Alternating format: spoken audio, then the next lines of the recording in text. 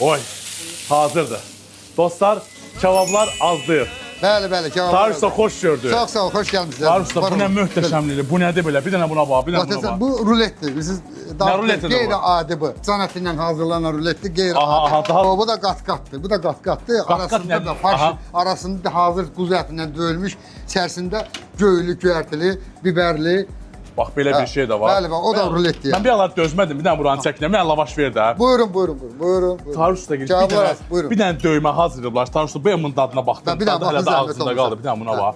Bunun tərkibindir. Holland pendiridir, can ətidir, quyruqdur, duzlu istiyotlu soğandır. Burada əlavə bir şey yoxdur. Üstündə də can əti olur. Vay. Bəli, buyurun gəlin. Bir dənə buna bax. Üzürü sayı, mən yəni o qədər dadlıdır ki. Nuş olsun. Bizdə keyfiyyətli kebablar var. Buyurub gəlsinlər, dadına baxsınlar. Tarif ustanı tanımalısınız.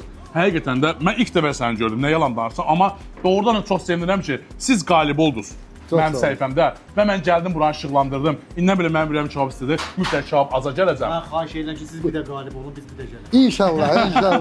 Bura artıq qalib olmamışsa biz gələcəyik və xatırladın ki, dostlar, kebab az ən çox onlayn satışla Bəli, onun məşğuldur. əsas bizdə onlayn. Yəni oturmusunuz evdə, Bəli. bax gördünüz ki, mən bunu belə dadına baxdım yenə.